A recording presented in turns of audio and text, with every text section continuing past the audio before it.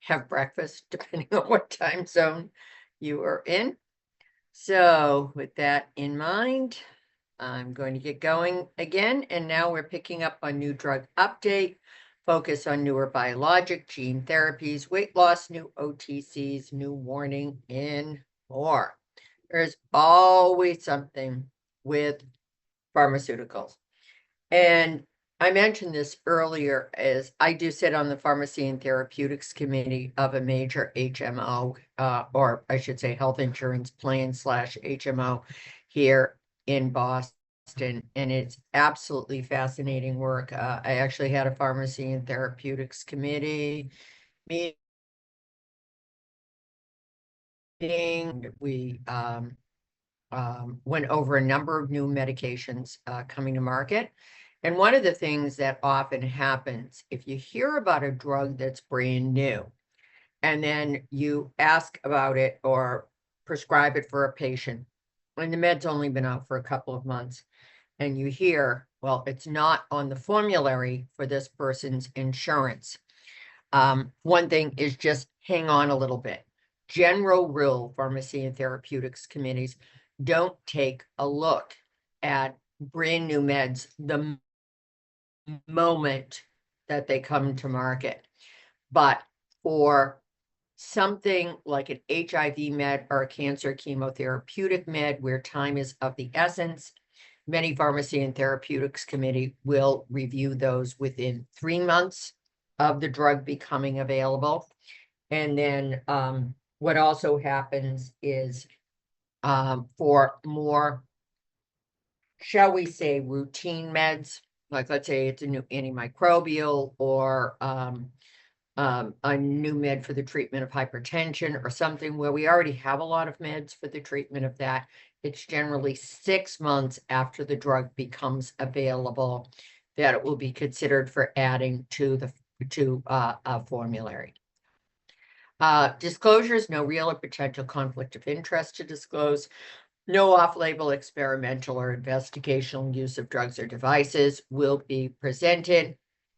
And the objectives describe the characteristics of and recommendations for the use of newly approved medications, identifying new indications for established products and new drug combos, and identify commonly used medications that will or have achieved generic status. All right, so here is an issue of a med that's not new. Naloxone or Narcan, and even in the nasal spray form, has been around for a number of years, but now we have established drug with expanded access. A few things about the opioid pandemic is about 82% of opioid-involved overdoses now involve synthetic opioids. What's the big one here? We all know the big one is the fentanyl issue. And more than 200 people a day die every year in, more than 200 people die every United States. Can you imagine if every day one plane with 200 people in it fell out of the sky and crashed? I don't think any of us would get in an airplane, would we? No. And so this is a tragedy of unbelievable proportion. And, I don't need to go into it much more than that. We all know, we've all been struck by the tragedy of the opioid epidemic. And recently, there has been a bit of a tick down in the number of people dying from opioids. And there are a number of reasons for that. Part of it is Narcan is more widely available. The other part is test strips so that people who are going to use can test to see if they actually are using fentanyl and then adjust accordingly because it's so potent. Last but not least is, think about it this way. Since these are drugs, the synthetic opioids in particular, are being obtained illegally, it is not a great marketing plan to kill your customers. And so what's being noted is the potency of the fentanyl, or the amount of fentanyl in a given product that's being sold now on the black market, tends to be a little less than it was maybe a year or so ago. So it's a pretty draconian way of thinking of it, but you don't have much of a market for your product when you've killed off most of your customers. When we look at this, then we look at the from 2021 and 2022, which are the most recent years available. Where do we see kind of the spike in overdose deaths? It's actually people 35 to 44 years of age. But also it's just heartbreaking. Look at the numbers in 15 to 24 and 25 to 34. What I'm really struck with here is that it truly is a bell-shaped curve here over the lifespan. And when you get into 65 years and older, quite often what you're dealing with there is drug overdose deaths more often, not exclusively, but more often from prescription opioids. And when we look at this, what do we see? That male drug overdose deaths really pretty much about it's about a 2-to-1 ratio for male versus female, and growing tremendously from 2002. And one more time, when you look at what people are dying from, what they have used with drug overdose. Methadone has been kind of like a low-level background noise. One of the things about methadone is that it has a really long half-life, and drugs that tend to get people into more trouble when it comes to opioid overdose are drugs with short half-lives. You could see the numbers of people dying as a result of a heroin overdose since about the year 2020 has really gone down. But what's taken its place is synthetic opioids other than methadone. And one more time, that will include fentanyl. So what's the indication for the use of naloxone or Narcan nasal spray? Emergency treatment of known or suspected opioid overdose as manifested by respiratory and/or nervous system depression. While widely available versus prescription has been for years, expansion to over-the-counter non-prescription formulation. You could go on Amazon and buy it. You can. And what is it? It's an opioid antagonist, so it rapidly reverses the effects of opioids. So that's an important part to keep with it. What does the drug naloxone do? It goes into the opioid receptor site, blocks it, and now it keeps the opioid from whapping those receptor sites and causing the difficulty with hyporespirations and central nervous system depression. So here are the instructions that go along with the use of naloxone nasal spray. And when it's dispensed, it's usually dispensed in a prepackaged kit that has 2 of the nasal sprays in it.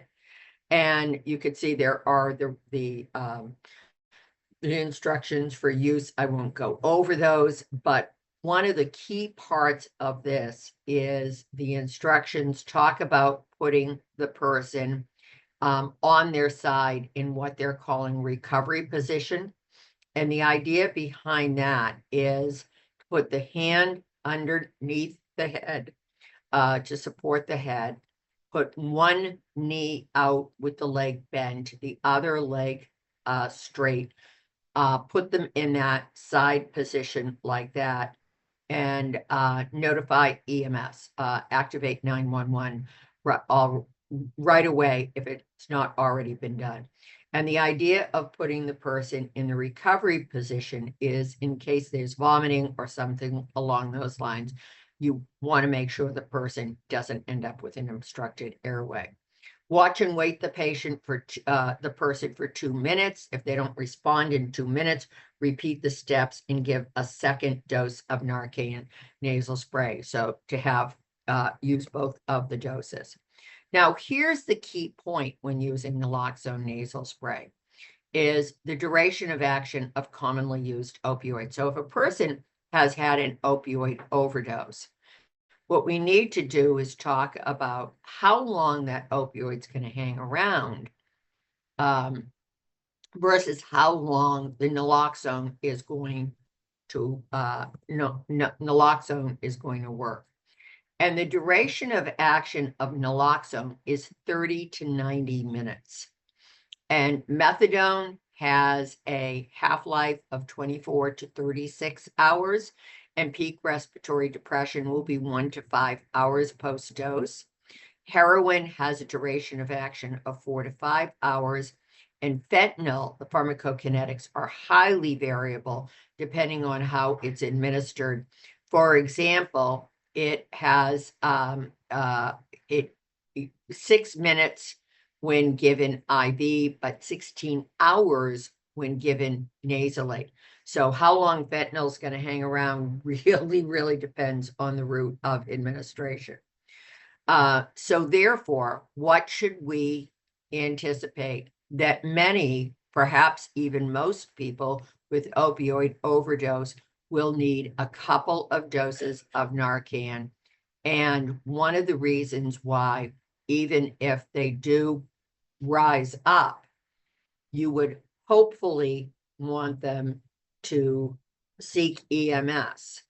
And the reason for that is the naloxone will wear off. They could get into trouble again. I'm nothing if not realistic. I've seen people receive naloxone who literally get up, walk away. They are now acutely withdrawing from their opioid and they go out seeking something else. But who should be encouraged to carry naloxone nasal spray? With people who have opioid use disorder, family members, and let others who are in their social sphere of the person with opioid use disorder know that the medication is at hand.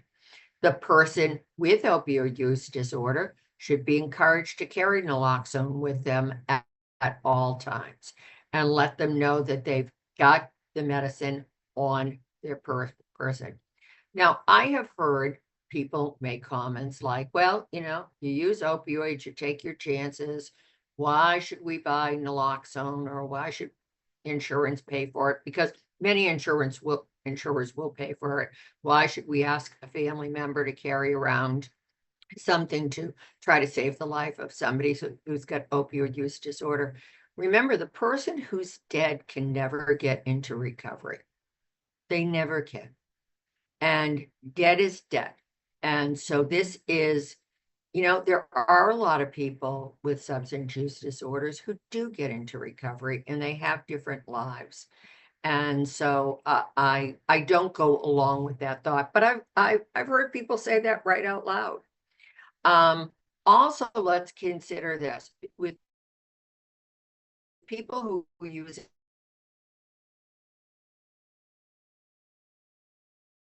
opioids for pain relief, whether it's acute pain or with opioid, people within the personal or social sphere of a person using an opioid. What's the cost? It's about $35 for a twin pack in the generic form. It's available in hospitals, clinics, retail pharmacies, online pharmacies, vending machines, Amazon. And this is the price from Amazon from late this summer. I was recently in a public bathroom in a community on Cape Cod, and just went into to the public restroom, and there was a Narcan rescue box in the public bathroom, and it included instructions for breaking open the rescue box. It was bolted to the wall of the public restroom, but it was like right there with the paper towels and that type of thing, like no big deal. there was an advisory on it, is that opening the box would trigger a signal to someone that the box needed to be refilled, but it did not do anything like trigger an automatic 911. So if you've got somebody who's fearful, if I open the box, I help my friend out with their opioid overdose, but I'm also a user, and will law enforcement show up? There's no concern on that. But remember, 911 should be notified. Okay, so let's take a look at a new treatment option for a common infectious disease. And this is Zuvme topical gel. And what is this for the treatment of? This is for the treatment of molluscum contagiosum. Now, it's interesting. I didn't realize that there's a more colloquial term for this called water warts. And for people age 1 year and older, it's first-in-class topical medication. And if you're not familiar with molluscum, this is it's mostly found in children in this country, and it is caused by a viral infection of the skin. It is a form of a pox virus, but it's not like smallpox, chickenpox, things along those lines. And so molluscum is pretty contagious. So this is first-in-class topical medication, so brand new class of drug. What is it? It's a nitric oxide releasing agent with antiviral properties. So it's not a direct antiviral like something along the lines of acyclovir would be. So when looking at molluscum contagiosum, there are 4 forms of the molluscum contagiosum virus: MC1, 2, 3, and 4. As I mentioned, it is a pox virus, usually transmitted through skin-to-skin contact, occasionally from contaminated objects. And I remember a few years ago being in the exam room with 2 sisters who each brought in one of their sons. And so, of course, the sons are cousins, and the boys, were maybe like 3 to 4 years old. The older one might have been as much as 5 years old, but they were, they were like between the ages of 3 to 5. And they both have molluscum contagiosum. And I'm looking at them as these 2 kids are rolling around on the exam room floor like a pack of puppies. And I'm like, why am I not surprised that both cousins have this? Because they see each other fairly often, but they didn't go to the same schools, they didn't go to the same daycare, anything along those lines. But they were doing a really good job of rolling around, sharing their molluscum with one another. And it was really clear. One of them picked it up first and then gave it to the other kid. The incubation time is pretty long and fairly variable, 2 to 8 weeks. And that's why sometimes an exposure will not be really you won't get the manifestation for a couple of months, which is why sometimes it's just plain missed. Who gets molluscum? As I mentioned, it's mostly kids age 1 to 10 years. Marked increased risk with atopic dermatitis. And that is more because with atopic dermatitis, as you could see in the image here, the skin's already interrupted, so you could pick up pretty much anything that's viral more easily. And adults more often with immune compromise. I've been caring for people living with HIV for many, many years, since the earliest days where we would never use the term living with HIV. It was like, yeah, you're going to die. I mean, that's an awful thing to say, but it was like, you're going to die. It just depends on when you're going to die, but you are going to die from this. And so before we had any antivirals, and particularly before like the early to mid 1990s, when we had the highly effective antiretrovirals, that we continue to use some of them now, but also there have just been better iterations. And I always think of this couple on World AIDS Day, which was not, I think about think about a week ago. And I always think of the two of them, where they were the first people who I informed of being HIV positive. And they were both clearly immunocompromised already. They both had lost a lot of weight. They had a lot of lymphadenopathy and some funky infections and all. And one of them, the woman, I ran into sometime later out on the street. I was going out from the clinic where I practiced to grab something for lunch, and I heard somebody say, "Psst, psst," and I turned around. It was her. She was trying to catch my attention, and she was clearly very wasted. These were the days when we had really almost nothing we could do for people except treat a handful of opportunistic infections and give them some symptom relief. She was very, very wasted. And I turned around to her and greeted her and asked her how she was doing. And as I said that, I was like, yeah, look at her, you know how she's doing. And her face was literally covered with molluscum, covered. And this is what you can see in people who have very significant immune compromise. They can develop molluscum. They have to be exposed to it first, but the molluscum can just go really be very, very aggressive. So molluscum contagiosum standard therapies, it can be a number of different ways. One is watch and wait. And that's what's often used for a child who just has a couple of lesions. And particularly like if they're on the trunk and the lesions can be hidden, because can suffice to say, daycare, sporting events, school, they don't want kids with open contagious lesions around. And I'm not advising not telling the school or the daycare or anything like that, but I've seen some people who opt to do that. And they will get better in about 6 to 12 months. And efficacy of standard therapies, the rates of clearance over time are very similar to watch and wait therapy. So watch and wait therapy, about 3/4 will get better in 6 to 12 months, but other things like liquid nitrogen has more or less the same efficacy. And the green tea extract cream, curturage, scraping them off, and other therapies are also available. So let's take a look at this new product and the directions for use. What you do is it comes in tube A and tube B. Let me try that again. It comes in two tubes, tube A and tube B. And there is a dosing guide that goes with it. Mix the two together and immediately apply in a thin layer of the medications, put the two mixed together, apply once a day to each lesion for up to 12 weeks. So like if let's say there were 6 lesions on the belly and 4 lesions on each arm, you don't have to slather the arms and the belly with it. You can literally kind of dab it around.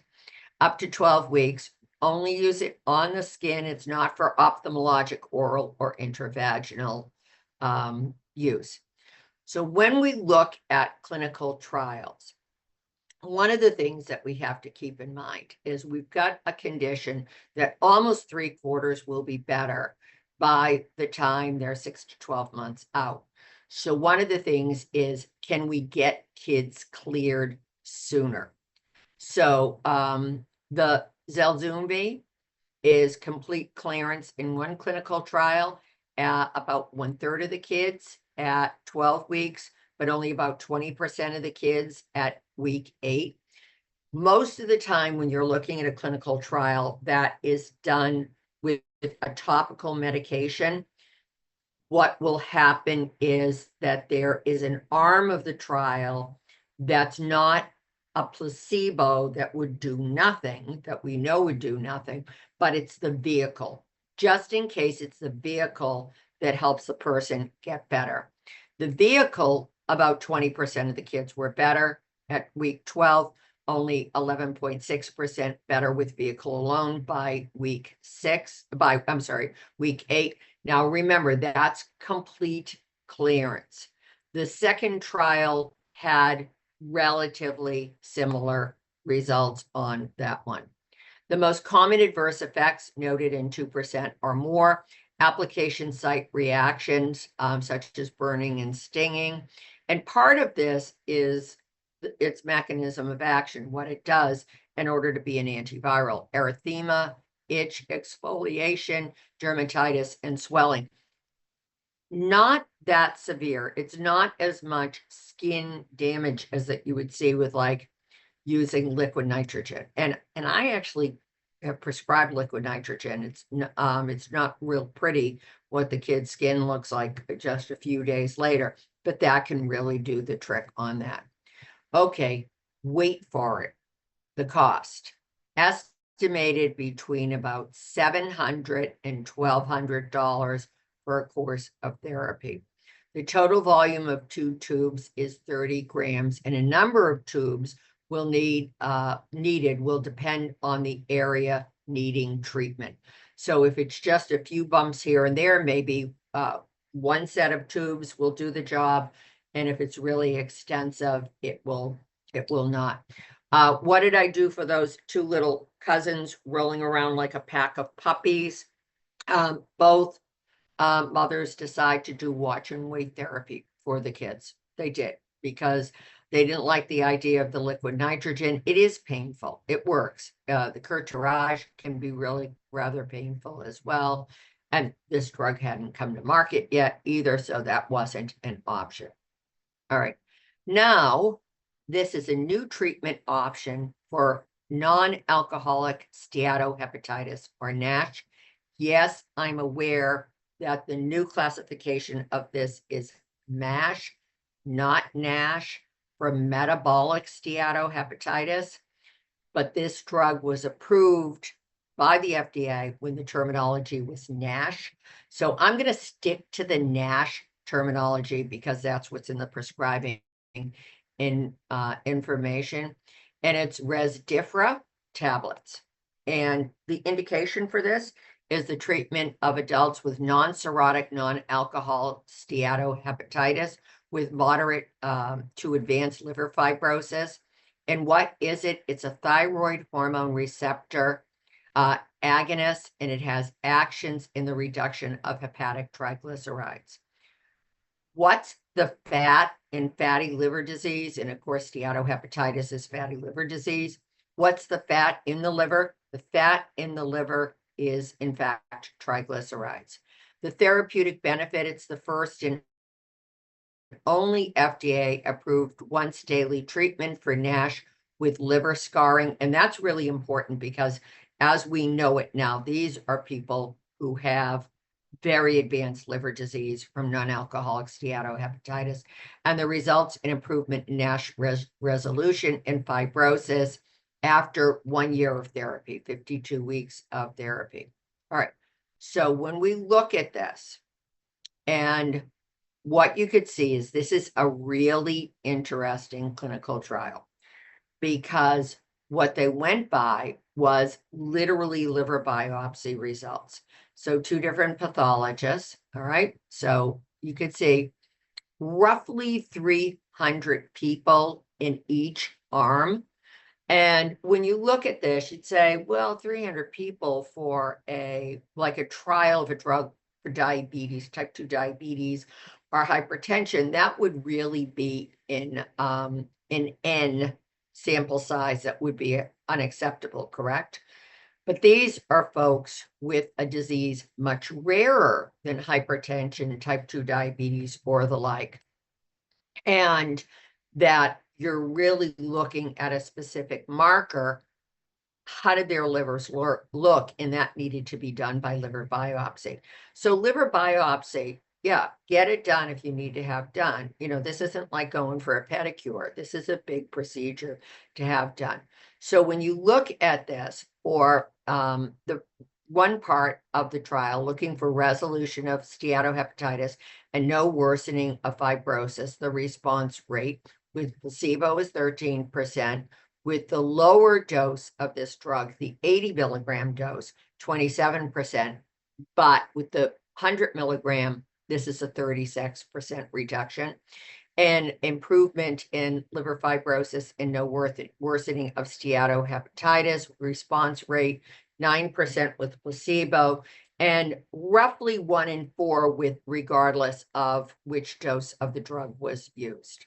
So what are the most common adverse effects noted in 5% or more? Diarrhea, nausea, itch, vomit, constipation, abdominal pain, and dizziness. What is the cost? And so the cost of the therapy is $4,000 for 30 tablets. I say that one more time, $4,000 for 30 tablets. This would be the medicine that if you dropped a pill down your bathroom sink, you should call a plumber. I'm only kidding. But there actually is a mitigation program in case a patient literally wastes like one pill, throwing it up or dropping it in the toilet or whatever it would be. And how long should the person be treated? You could see the clinical trials went out 1 year, but the length of therapy is really dependent on the clinical response. This is what I think is going to happen with this med. There are other meds like this in the pipeline. And I'm not in any way, shape, or form saying Hep C therapy is cheap. But when Hep C therapy first came to market, I don't know, 10 years ago or something like that, and there was literally only one drug on the market for that, it was super expensive. And then other products that were effective against Hep C came to market, and lo and behold, prices started to tumble. So again, they're still not cheap, but they did start to tumble. So I believe once we have other drugs in this class that or can work against NASH, we'll probably see the price of this come down. But obviously, this has specialty pharmacy and prior authorization written all over it. I would never be prescribing a drug like this in primary care, but if I would be defaulting to the hepatologist that would be considering a patient who needed a med like this. And I'm going to make one other comment. Like right now in the United States, the leading reason for a person to need a liver transplant is from long-term hepatitis C therapy. Although the numbers of that are dropping precipitously. And why are the numbers dropping like that? Because we've got great therapies for the eradication of hepatitis C in the liver. If people access care, if they know they're carrying around the hep C virus. That's another discussion on screening we should be doing more routine screening for hepatitis C. There's diagnosis never found is a diagnosis never found is a diagnosis never considered. So we have to keep that in mind. On the other hand, people with NASH are emerging to be what will take over Hep C as the leading need for liver transplant over the next couple of years. And it might even be that we're even at this point. So non-alcoholic fatty liver disease is terribly toxic to the liver. New era of drug therapy. These are gene therapies for sickle cell disease using CRISPR technology. I suspect that you've heard about CRISPR technology because this is gene editing, and it is both, to me, exciting and also, I'll be candid, slightly terrifying to look at this. And so let's take a look at this with sickle cell disease. So what does CRISPR stand for? It's clustered, regularly interspaced, short palindromic repeats. I'm sure that's exactly what you were thinking when you heard the word CRISPR.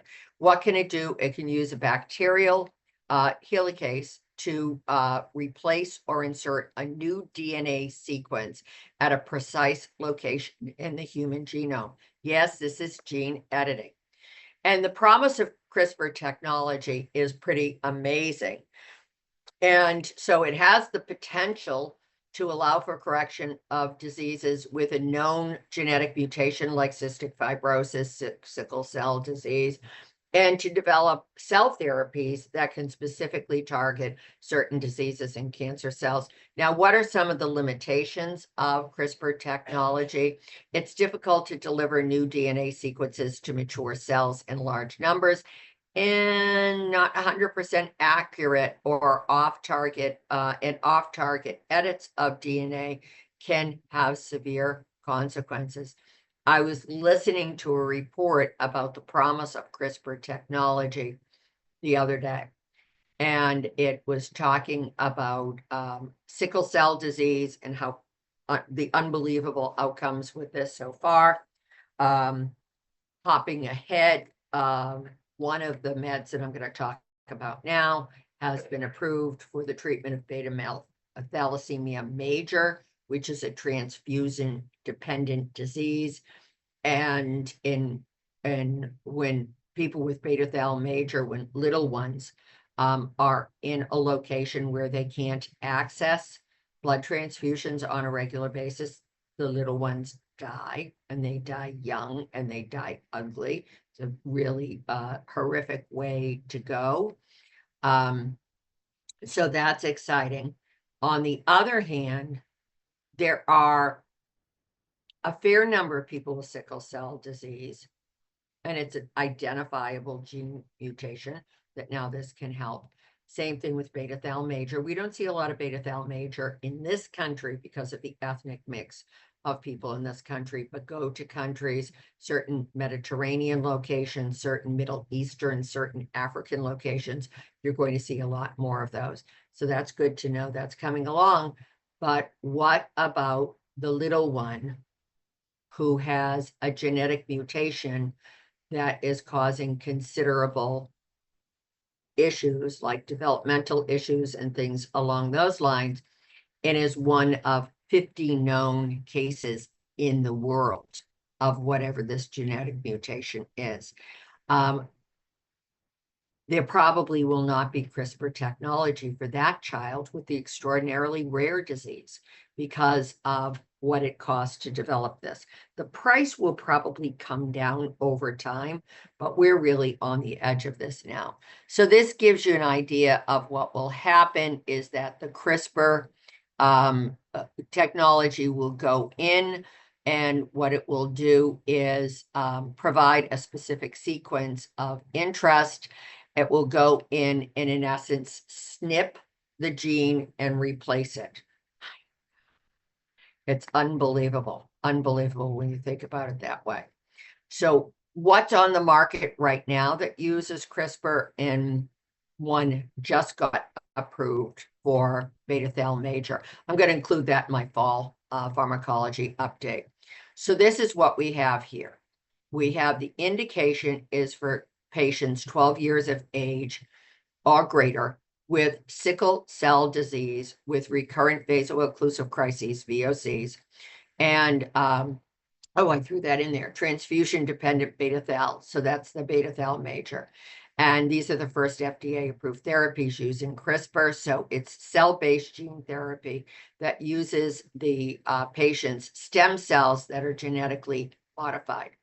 There are a couple of reasons why it's 12 years and older.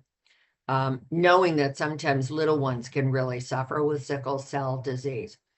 Part of it is the treatment is so challenging, what needs to be done to the person in order to receive this CRISPR therapy, that one of the thoughts is you need to have the child old enough to be able to participate in the decision-making process. We all know a child who's 12 is not the age of majority.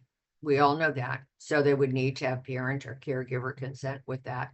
But on the other hand, a 12-year-old can tell you what it's like to have sickle cell disease and how it has impacted their life. and whether they're interested in something like that, where maybe a 4-year-old could not really participate in the decision-making process. So how does it work? So what the person is done and treated with plexiafor to mobilize stem cells from the bone marrow in the bloodstream. Have these stem cells harvested via apheresis. The harvested cells are treated with Casgevy, the drug that we're talking about here, and it inserts a modified hemoglobin B gene via CRISPR that produces hemoglobin that does not have the sickling properties. Okay, so far, harvesting stem cells, okay? It's not so, doesn't sound so difficult, does it? But then next step, the patient undergoes myeloablative conditioning to remove stem cells. So in other words, pretty much has their bone marrow obliterated. So that's the tough part of the therapy, the toughest part. And then the modified stem cells are administered via IV infusion.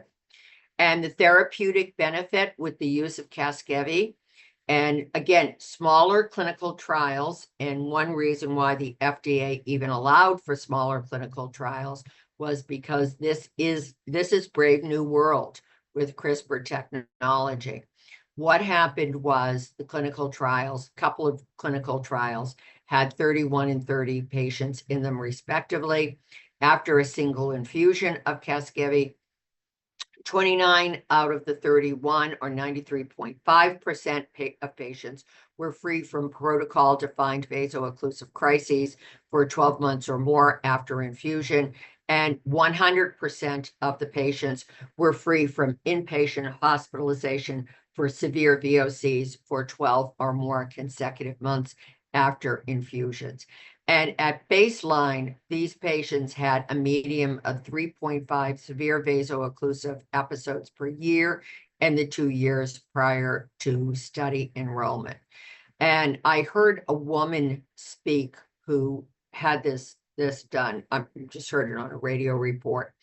And she was in her 40s and had sickle cell disease, was unable to work as a result of it, and actually at one point had finally said, she had children, at least one of her children has sickle cell disease, but she got to the point where she said, okay, my kids are a little older and I'm done.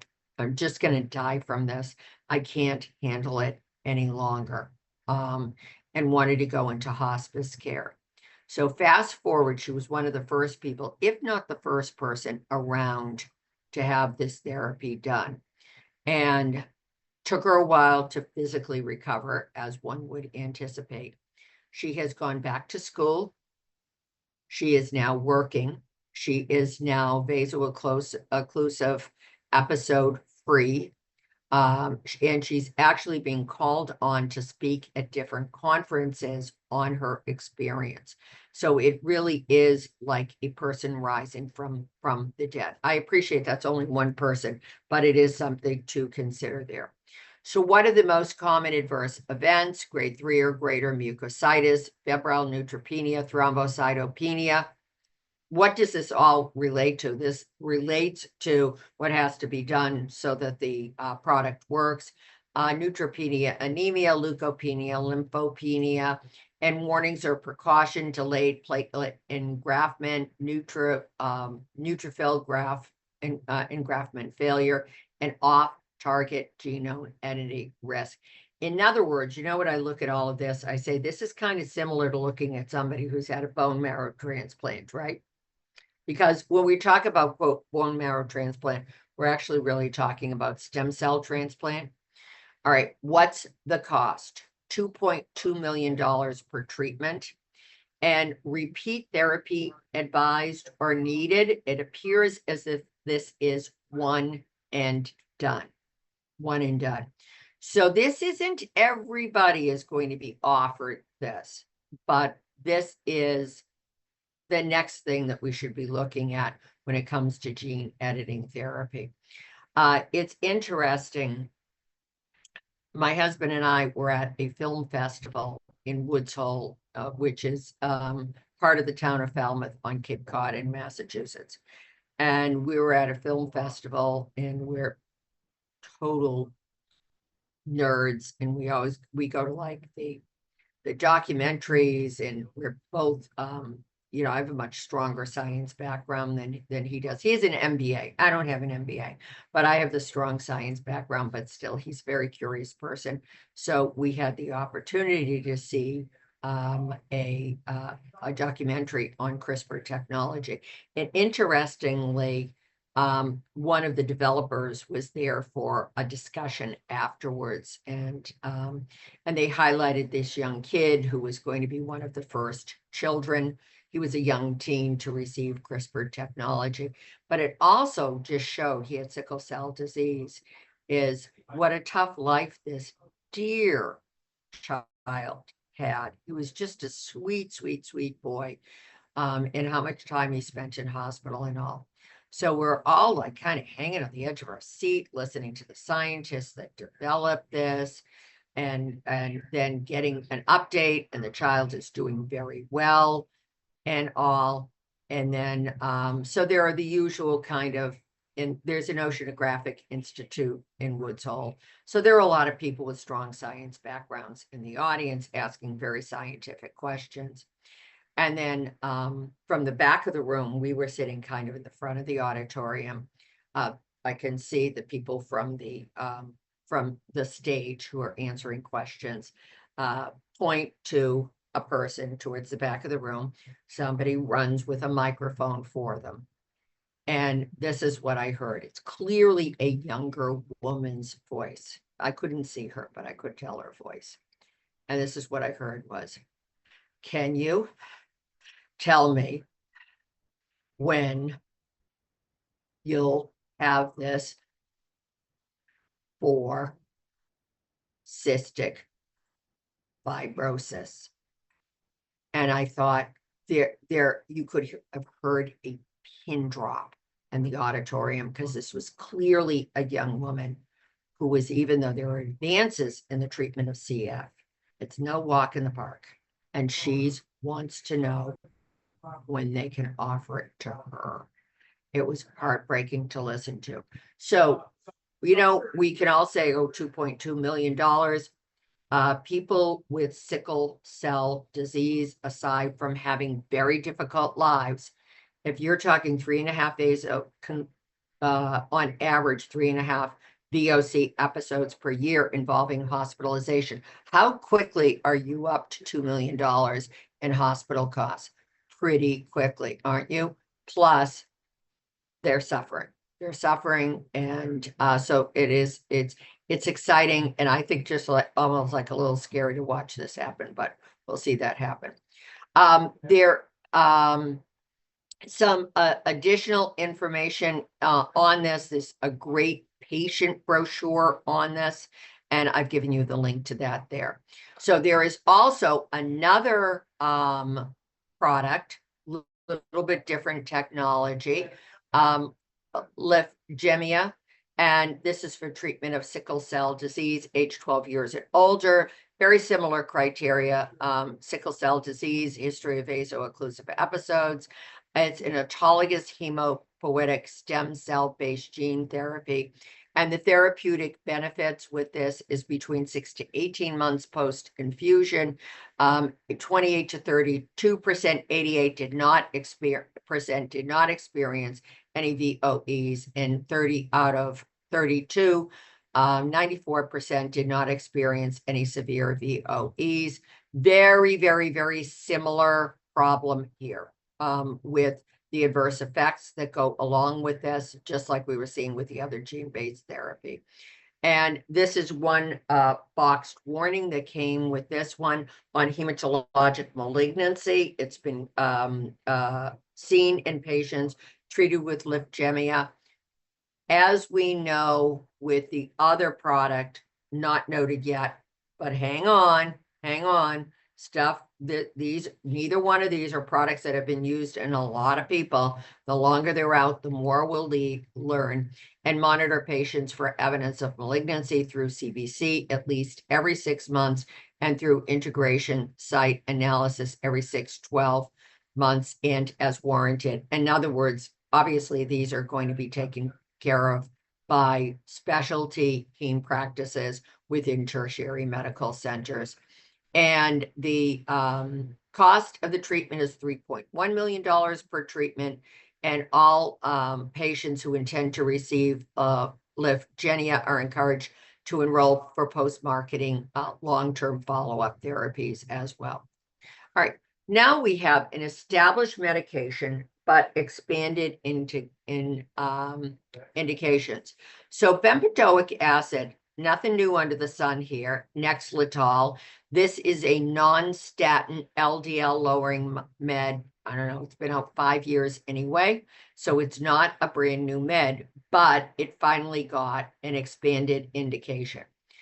One of the things to keep in mind when we're looking at LDL lowering medications, all of them, when all of them came to market, every single one of them came to market, they did not have evidence that they reduced ASCVD risk or improved outcomes for people with ASCVD. What they had to do was earn that through observational study, further research, and the like.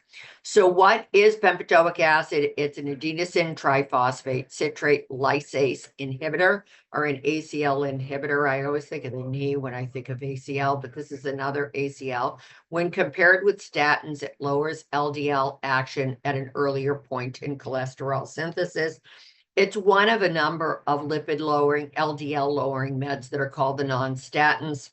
The other includes things like Zetia, the PCSK9 inhibitors that include drugs like Praluent, Repatha, and there is at least one other class in there.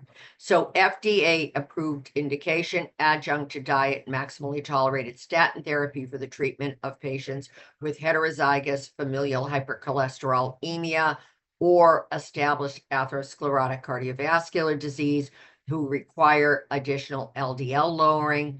And so what it will do is provide about another 20% of LDL lowering, right?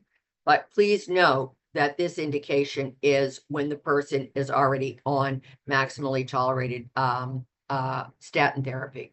Its newer indication, as per early 2024, is that you can use bempedoic acid with Zetia. The two of them together are Nexlizet, 1 tablet.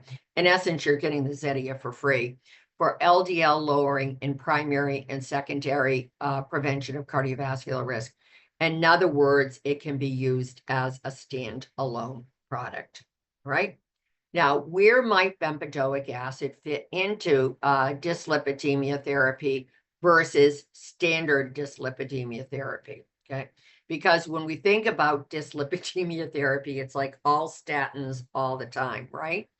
So if you've got a patient with severe hypercholesterolemia, so their baseline LDL is 190 or greater, and that's no doubt somebody who is at minimum heterozygous for familial hypercholesterolemia. The people who are homozygous for hypercholesterolemia, familial, oftentimes have LDLs of 400 or greater. But if they're like in the 200 plus range, usually that's heterozygous for the condition. You start on high intensity statin therapy. The LDL is greater than 190 with presentation. Your evidence is, of course, of improved cardiovascular disease outcome there. You'll get about a 50% or greater reduction in LDL with high intensity statin therapy. If the LDL remains 100 or greater, because we all know optimized LDL is at minimum below 100, and for many patients will be below 70. You add on Zetia, again, that will give you a improved cardiovascular disease outcomes, and you'll get about 15 to 20% LDL lowering by adding on the Zetia. Now, remember one thing about Zetia, it is incredibly well tolerated because it's not systemically absorbed. It literally works in the lumen of the gut. So here we have a 44-year-old man, non-smoker, normotensive, no diabetes, but he's got a little bit of genetic bad luck going on there with an LDL of 240. Yeah. And his goal LDL is less than 100. Start him on atorvastatin, 80 milligrams a day, so high intensity statin therapy. That brings him from 240 down to an LDL of 110, which is like a darn miracle. And add on the Zetia, and it brings his LDL down to 94. So he is below 100. Good, good. All right. Now, let's say that the LDL plus on a statin plus Zetia remains at 100 or greater. Plus, there are multiple risk factors that increase subsequent risk for ASCVD events, smoking, type 2 diabetes, hypertension, others. You could consider adding a PCSK9 inhibitor, a drug like, a Repatha or the like, or the small interfering RNA. That is a PCSK9 similar drug, but it's a different class, and inclisiran is one on that one. So here we have one more time. We've got a 44-year-old man with hypertension, type 2 diabetes, smoker. His presenting LDL is 240. His goal LDL would be less than 70. He started on atorvastatin, 80 milligrams. His LDL comes down to 110. Add the Zetia, his LDL comes down to 94. Add the PCSK9 or the small RNA inhibitor, and his LDL comes down to 50. Again, a miracle of drug therapy. But what if the patient says, I really don't want an injectable drug? Because the PCSK9s and the small RNA inhibitors, they are injectable drugs. The exact same patient, we do the same numbers going through the LDL reduction with atorvastatin, Zetia. You can add the bempedoic acid. It's going to bring it down to 88. Now, his goal LDL is actually less than 70. I'm going to take 88 over 240. Okay. 240, he is just going to, he won't see 50 with an LDL that high, but bringing down to 88 is going to make a huge difference. And what about bempedoic acid and cardiovascular outcomes in statin intolerant patients? And this comes from an article seen in the New England Journal of Medicine last year. Among statin intolerant patients, treatment with bempedoic acid was associated with a lower risk of major adverse cardiovascular events, those MACEs that we're seeing more in the literature, death from cardiovascular causes, non-fatal MI, non-fatal stroke, or cardiac revascularization. So we've got evidence there that that can be helpful as well. And so with statin intolerance, instead of a statin, if you give bempedoic acid, you can get about a 35% LDL reduction. Now, remember earlier I said like about a 20% LDL reduction when you add bempedoic acid to somebody who's already on a statin. But remember, their LDL's already been brought down by the statin. So an example of that would be pre-treatment LDL of 150. Post bempedoic acid, it could be down to about 100. And one of the ways of thinking of this, instead of a statin, it's the LDL lowering of low to moderate intensity statin therapy. That's really what it boils down to. I would not automatically hop on the Nexletol bandwagon and say, oh, I'm not even going to bother asking people if they want to try that instead of a statin. Well, first of all, insurance isn't going to pay for it. But the other thing, we just have such great data on safety and efficacy of the statins. We really do. Bempedoic acid is about $330 a month. The statins, I think we know, are $4 to $10 a month. The PCSK9 inhibitors and the small interfering RNA inhibitors, they're about $450 to $600 a month. and Zetia is about $60 a month. So we can see the Zetia and the statins are cheap and everything else is expensive. What else is new? I do want to make one more comment on the use of LDL lowering drugs.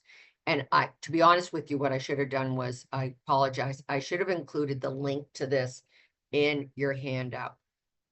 The American College of Cardiology developed a few years ago a tool for managing people with statin adverse effects that I think has not gotten the publicity that it should. It's available free access if you've got MD Calc on your phone, that medical calculator, it's in there. And if you don't have that, if you just go to a decent search engine and you type in ACC for American College of Cardiology and statin intolerance calculator. So just type that in, and what will come up is a really, really helpful decision-making tree where what you do is you plug in information about your individual patient, and then it will give you advice on what to do next. And kind of to boil it down to a nutshell, a few things they'll say before you declare somebody statin intolerant. I'm not talking about the person, the incredibly rare person who had rhabdo while on a statin. No, no, no, no. But the person that says, I won't take a statin because my muscles ache when I'm on it. And that's not uncommon, okay? There are a couple of things that they do say in this calculator. One is treat for vitamin D deficiency. I've done this. I can't tell you the number of times I've done that. I'll do 6 months of vitamin D repletion therapy and then reintroduce the statin, and lo and behold, the person tolerates the statin fine. The other is consider, could the person be hypothyroid? There's a higher rate of statin intolerance among people with untreated or undertreated hypothyroidism. And then consider what statin they're on. And atorvastatin and simvastatin tend to get into muscle more than a drug like rosuvastatin, Crestor. And one more time, I have been able to get people on a statin who said they couldn't tolerate them when I switched them off from atorvastatin to rosuvastatin, or simvastatin to rosuvastatin. And rosuvastatin Crestor was very pricey to a few years ago, and it's down to about $10 a month now. So it's not that expensive. And I find a lot of providers still think it's really expensive, and it's really not that expensive anymore. All right, so this is a new indication for an established product, tirzepatide or Zepbound.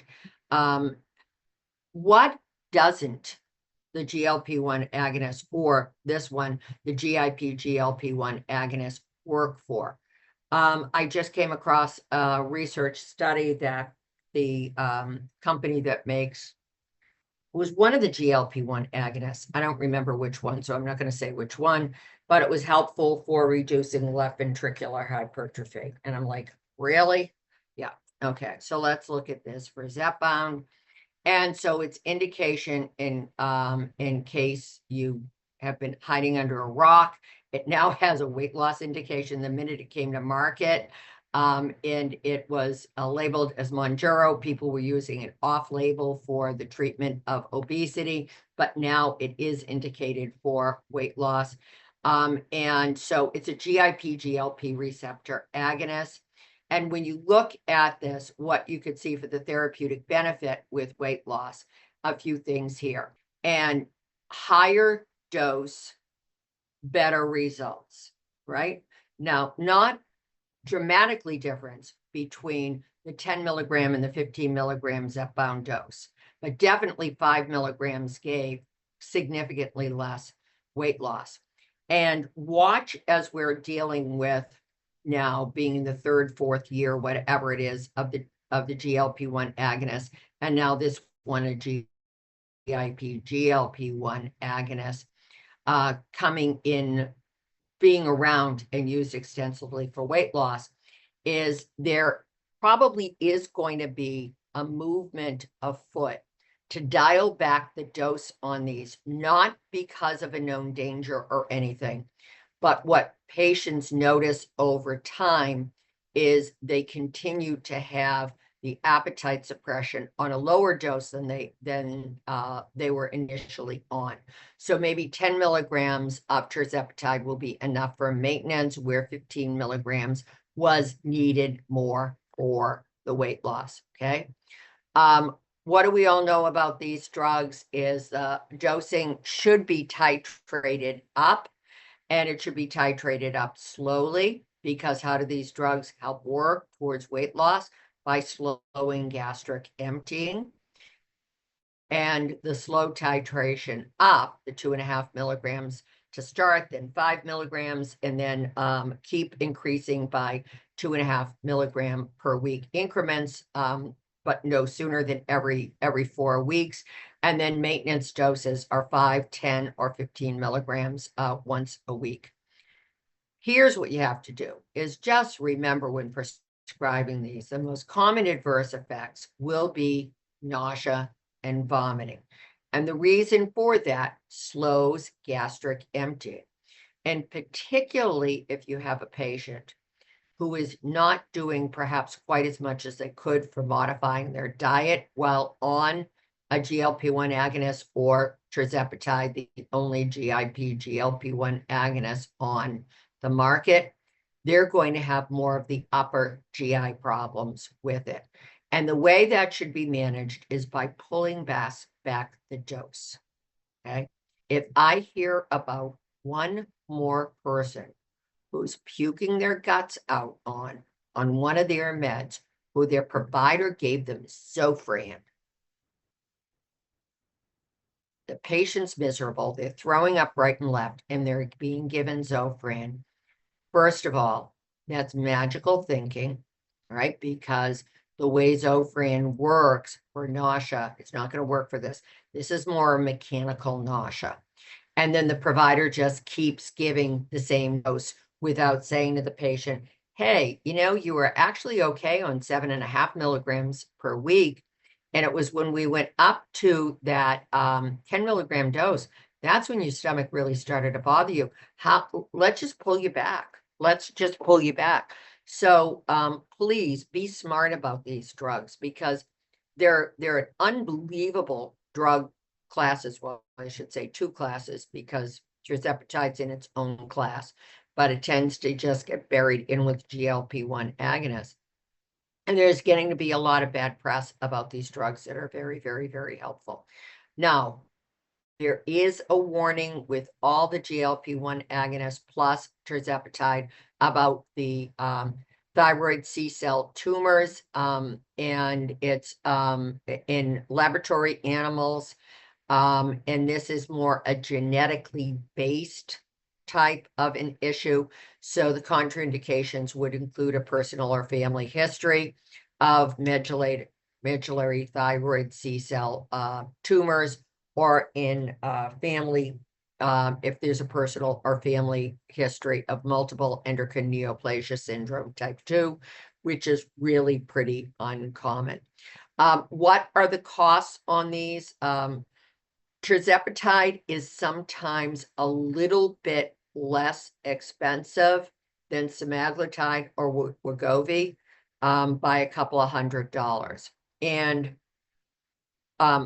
I've given you all of these that like Saxenda liraglutide has a weight loss indication, also has a type 2 diabetes indication.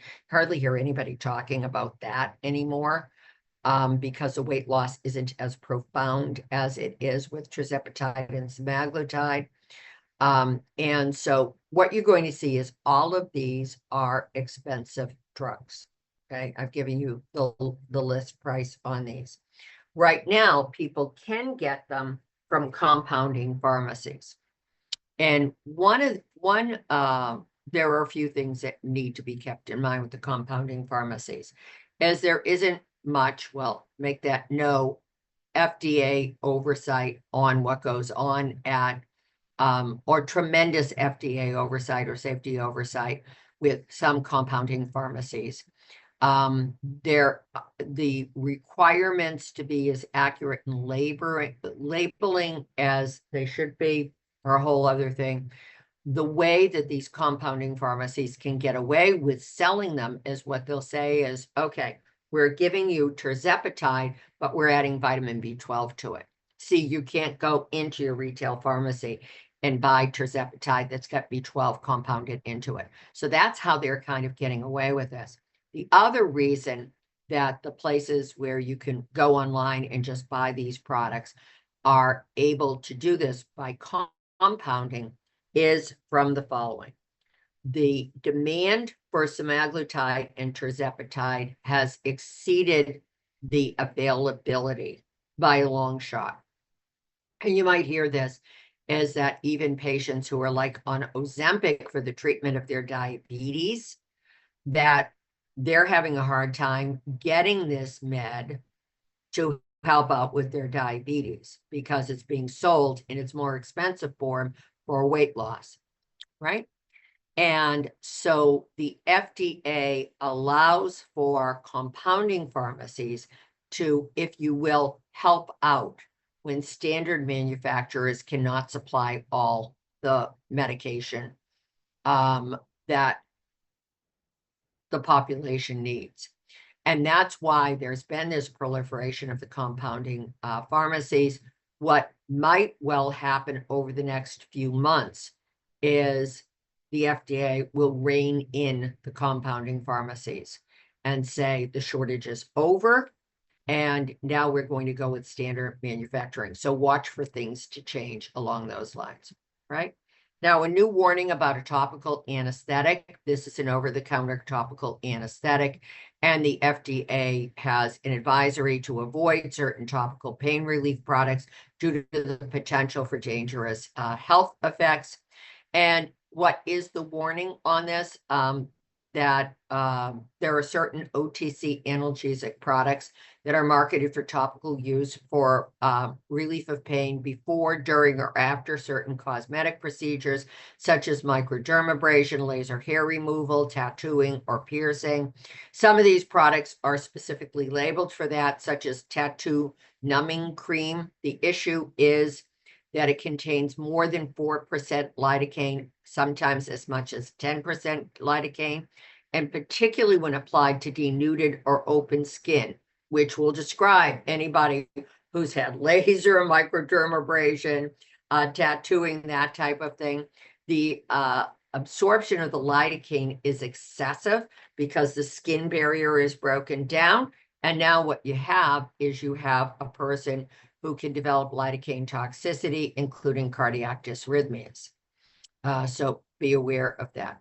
New generics, and the drug combination of an ARNI plus an ARB, aka Entresto, has now gone generic, and indications for reduction and cardiovascular death risk and hospitalization for heart failure in adult patients with chronic heart failure and treatment of symptomatic heart failure with left ventricular systolic dysfunction in pediatric patients age 1 year and older. The generic was approved in mid-2024. The price remains really high at $600 to $700 a month, even for the generic form. So why is that? Because that's the price for the branded when it was patent exclusivity with the company that makes it, right? So what has happened with Entresto was it came to market roughly 10 years ago, and breakthrough drug, wonderful drug, and specifically for heart failure. Okay, with the addition of the ARNI can be really helpful in heart failure.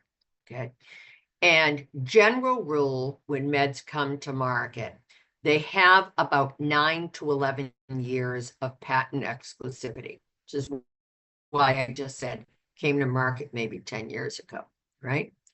And unless the drug gets a new indication, that patent exclusivity will then vanish. And now any generic manufacturer can make it. When did meds crash in price?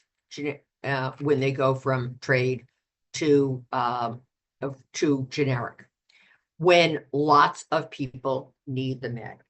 For example, when atorvastatin went generic a number of years ago, there was probably weeping in the boardrooms at Pfizer because they were the manufacturer and they had this as what was called a blockbuster drug. A blockbuster drug in pharma speak is a drug where the company takes in more than $1 billion a year in its sales. Okay.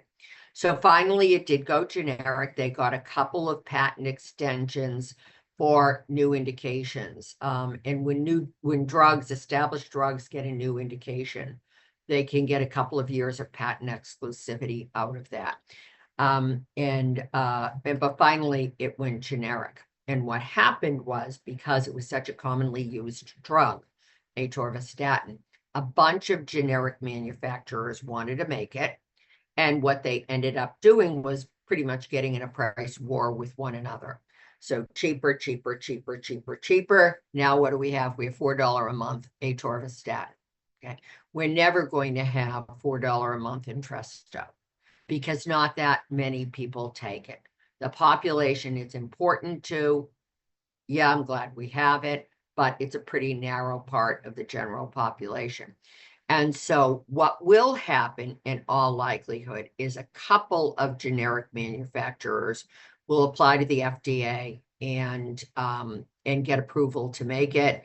And then they'll have like a mini price war between the two of them. So this will probably come down over time.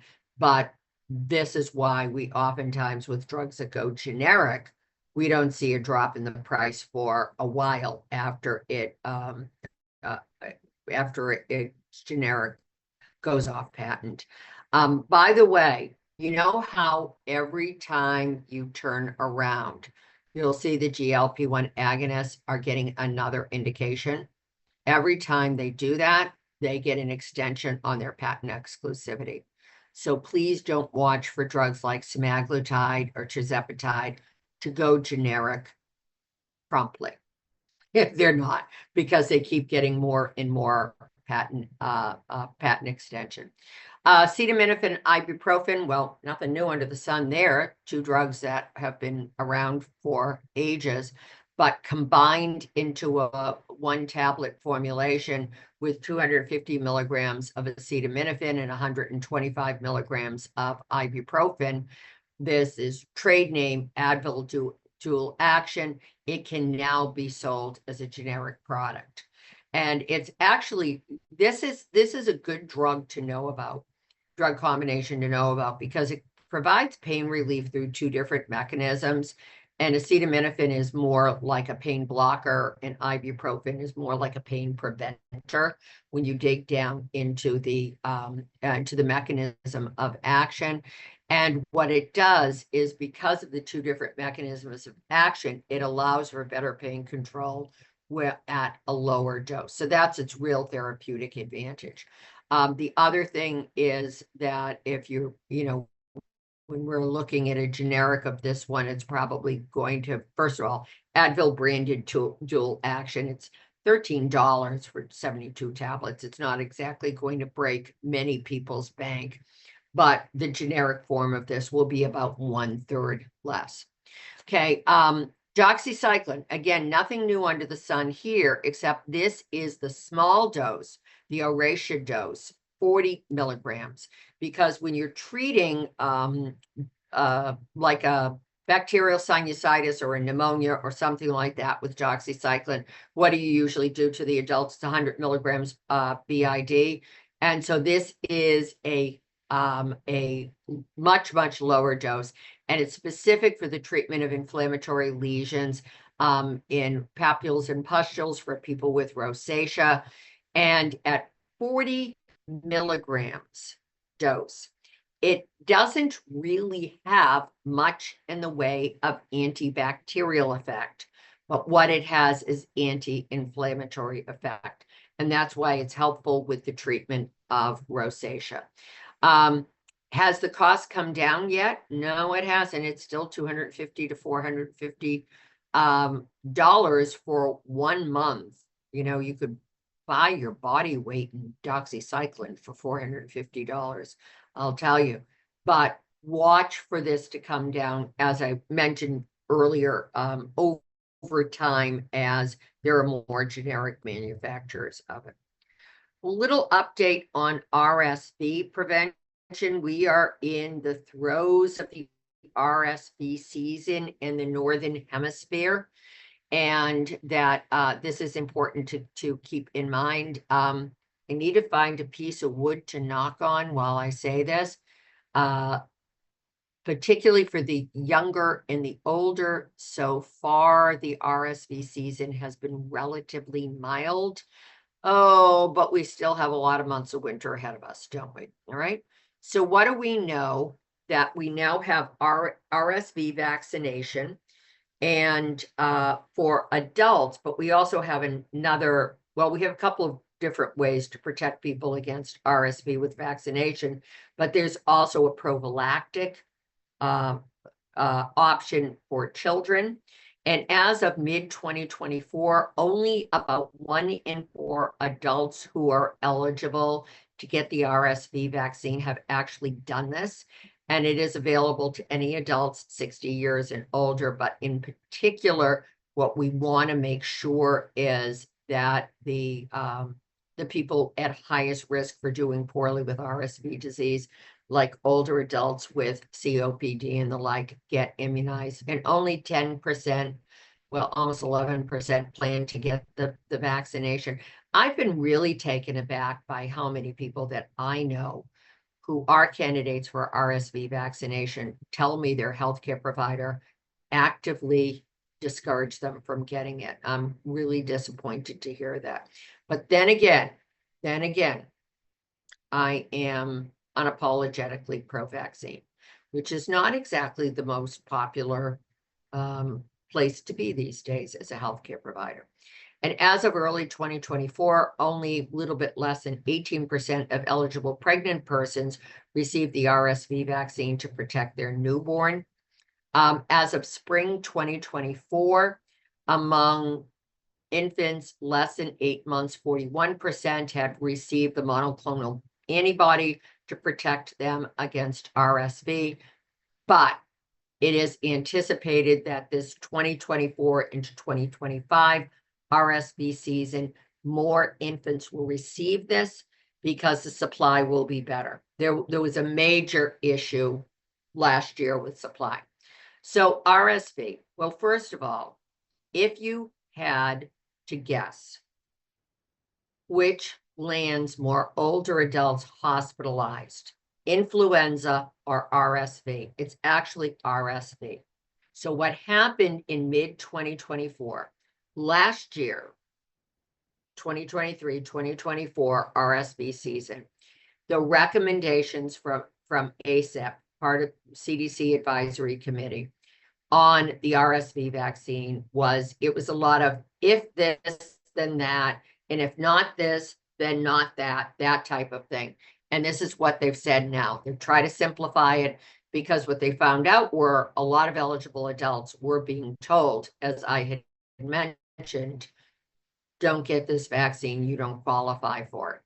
But a single dose of RSV vaccine is recommended for all adults age 70 and older. And a single dose of RSV vaccine is recommended for adults age 60 to 74 years and older who are at increased risk for severe RSV disease. And as we know it now, RSV vaccination is one and done. That's it. Revealing how old I am? No, I'm not older than 75, but I did opt last year to get RSV vaccine. And part of that is because I have asthma. So very, very mild asthma. I know you're not supposed to say mild asthma anymore. Hardly ever bothers me, but I don't want to get RSV. And plus I'm in a forward, a public forward type of a job situation, and I get exposed to everything. I get exposed to everything.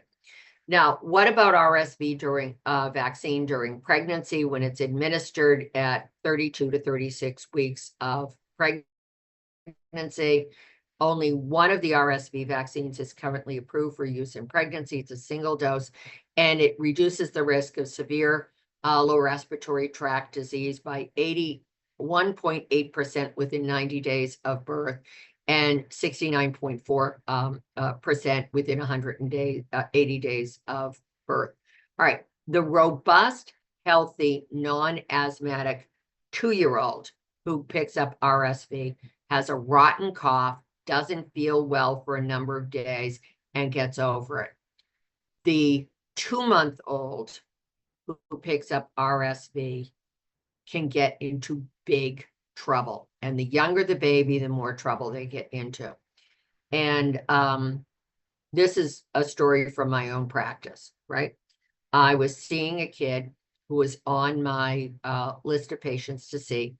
I think she was around 6 weeks old for quote, a cold, cough, runny nose, that type of thing.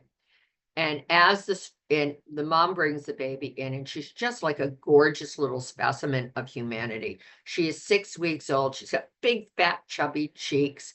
She just looks so healthy. She's being breastfed pretty much exclusively, and she's the 3rd child in the family.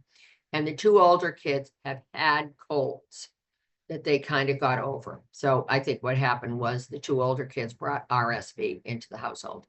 This was before we had this recommendation for the RSV vaccine during pregnancy. And this was at least the 3rd time the mom had brought the baby in. And she said, you know, she's breathing so fast. She's got this awful cough. She sounds like she's wheezing, and she was. And the thing is, you know what? I don't care what the child's SaO2 was, which was actually okay. But this kid was breathing up a storm. I watched the mom feed the baby. She would suckle at the breast, suckle, suckle, suckle, suckle. And she was breathing so fast, it was terrifying to watch. No fever, well hydrated, wearing a nice wet diaper. This little girl couldn't breathe, but she was not going to skip a meal. And so while I'm examining the baby, the mom sat down, and I said to the mom, you just sit down for a minute. Let me take the baby. You know, the mom knew me too. I said, I'm going to examine the little one very, very closely because I agree with you. This ain't right. And so the mom sat down, closed her eyes, and fell asleep. This was a really attentive mom. But you know what? Humans have to sleep. And she had been up night after night with this baby. Her husband was back at work after paternity leave and everything. And she was utterly exhausted. So what I did was I said, okay, I've got an involuntarily inattentive parent. Note I said the word involuntarily. Wasn't her fault. People need to sleep. And a baby who's right at the edge of being exhausted from breathing too fast. Okay. This kid belongs in the hospital. I hate to do it, but the baby belongs in the hospital. The mom woke up. She starts to cry. She said, I'm so embarrassed. I said, no, no, no, no. No judgment here. But I want your baby to go into the hospital because you need a break. The baby is okay, but I don't like the way she looks. So what's the treatment for RSV if you don't see kids? It's really hydration and oxygen if they need it. So I got a little pushback from getting her admitted. The next day I walk in to the clinic. I'm pretty well thought of where I practice, and I'm not used to somebody saying to me, I think the kid would be okay at home. And I just put my foot down and I said, no, this baby belongs in the hospital. Walk into the clinic the next day. The medical director walks up to me and she's got a little smile on her face. And she said, you saw the so-and-so baby yesterday. And of course, it's this baby. My stomach goes down to my toenails someplace. And I go like, oh my God, please don't even tell me. And then she smiles and she said, good call. She said the kid crashed at about 4 o'clock in the morning and she was brought into Children's Hospital. And she's fine, as they are. God help us, they bounce back. She said, it looks like now she's doing okay. They didn't need to intubate her. And all I could think of was that mom at home falling asleep and having her baby stop breathing at 4 o'clock in the morning. It's all I could think of. It still gives me the shivers to think of it. So my thought is, if a family has experience with a very young baby with RSV, are they more likely to take this vaccine or ensure the baby gets the antibodies, the Beyfortus, than if they don't have experience with this? So what happens was, let's say, are we getting much traction for this? In Galicia, Spain, it implemented which is a region of Spain, or I don't know what terminology they use, but whatever it is, a region in Spain. They implemented universal RSV prophylaxis for infants before the US did. They had it September 2023, and that 9,400 out of more than 10,000 eligible infants received it. Hospitalization rate due to RSV-related lower respiratory tract infection, looking at this, was 0.3% for those who received the monoclonal antibody versus 1.9% for those who didn't get it. So that comes down to an 82% reduction in preventing RSV-related hospitalization, and almost an 87% risk reduction against severe RSV-related lower respiratory tract disease requiring oxygen transport, right? And what we have is, for some other information here, it looks like the antibody 90% reduction of RSV-associated hospitalization. So in conclusion, we've got some new meds coming along. We've got some new indications for some older meds, some generics, and then we need to keep abreast of things that we can do to help people avoid certain diseases. Any questions or comments?